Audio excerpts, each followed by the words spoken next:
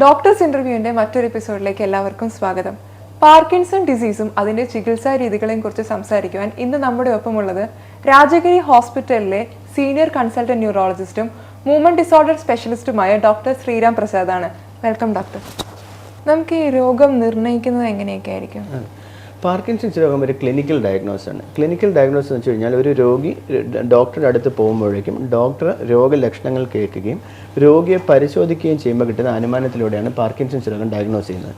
ശരിക്കും പറഞ്ഞാൽ ഒരു രോഗിക്ക് പാർക്കിൻസൺസ് രോഗം ഉണ്ടോ ഇല്ലയോ എന്ന് അറിയാനായിട്ട് പ്രത്യേകിച്ച് ഒരു ടെസ്റ്റും ചെയ്യേണ്ട ആവശ്യമില്ല എന്നുള്ളതാണ് സത്യം. മാത്രമല്ല 100% പാർക്കിൻസൺസ് രോഗം ഉണ്ടോ ഇല്ലയോ എന്ന് പറയാനുള്ള ടെസ്റ്റുകൾ ഇതുവരെ ഇല്ല എന്നുള്ളതുമാണ് സത്യം. പക്ഷേ ചില രോഗികൾക്ക് സ്കാൻ വേണ്ടി വന്നേക്കാം. ഉദാഹരണത്തിന് പാർക്കിൻസൺസ് രോഗം പോലെയുള്ള മറ്റു രോഗങ്ങളുണ്ട്, അതിൽ നിന്ന് തിരിച്ചറിയാനായിട്ട് ചില സമയത്ത് സ്കാൻസ് വേണ്ടി വന്നേക്കാം. ഉദാഹരണത്തിന് MRI സ്കാനോ അല്ലാന്നുണ്ടെങ്കിൽ പാർക്കിൻസൺസ് രോഗത്തെക്കുറിച്ച് ഡയഗ്നോസിന് വേണ്ടി ഉപയോഗിക്കുന്ന കുറച്ചുകൂടെ അഡ്വാൻസ് ആയിട്ടുള്ള സ്കാനുണ്ട്. അതിന് ഡാറ്റ് സ്കാൻ എന്നും FDOPA സ്കാൻ എന്നൊക്കെ പറയും, പെറ്റ് സ്കാൻ എന്നൊക്കെ പറയും. ഇങ്ങനെയുള്ള കാര്യങ്ങൾ വേണമെങ്കിൽ ചെയ്ത് നോക്കാവുന്നതാണ്. പക്ഷേ എന്നിരുന്നാലും പൊതുവെ പാർക്കിൻസൺസ് രോഗം ഒരു ക്ലിനിക്കൽ ഡയഗ്നോസാണ്. രോഗിയെ നോക്കുകയും രോഗലക്ഷണങ്ങൾ കേൾക്കുകയും ചെയ്തതിന് ശേഷം ഡോക്ടർ നടത്തുന്ന ഒരു ഡയഗ്നോസാണ്. നമ്മളിതിൻ്റെ ചികിത്സ എപ്പോഴായിരിക്കും തുടങ്ങേണ്ടത്? അതെ, അത് നല്ല ചോദ്യമാണ്. കാരണം പാർക്കിൻസൺസ് രോഗം ഡയഗ്നോസ് ചെയ്ത ഉടനെ തന്നെ ചികിത്സ തുടങ്ങേണ്ട ആവശ്യമില്ല.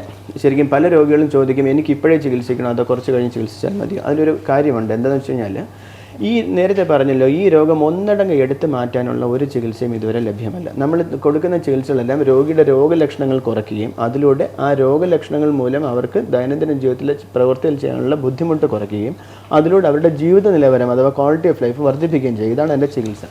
അതുകൊണ്ട് തന്നെ അങ്ങനെ ഒരു ചികിത്സ രോഗിയെ നിർണ്ണയിച്ച ഉടനെ തന്നെ രോഗം നിർണ്ണയിച്ച ഉടനെ ഓടിപ്പോയി ചികിത്സിക്കേണ്ട ആവശ്യമില്ല. കാര്യം എന്താണെന്ന് വെച്ച് കഴിഞ്ഞാൽ ഞാനൊരു ഉദാഹരണം പറയാം.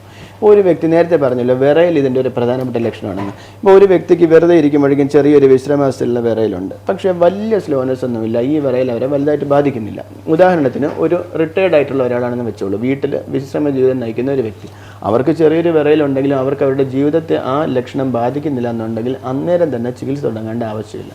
പക്ഷേ ഇതേ ലക്ഷണം ഒരു വിറയൽ മാത്രം വേറൊരു ബിസിനസ് എക്സിക്യൂട്ടീവ് അല്ലെങ്കിൽ ഒരു ബിസിനസ് നടത്തുന്ന ആളാണ്, അല്ലെങ്കിൽ അതിൻ്റെ ഒരു ബിസിനസ് മേധാവിയാണ്.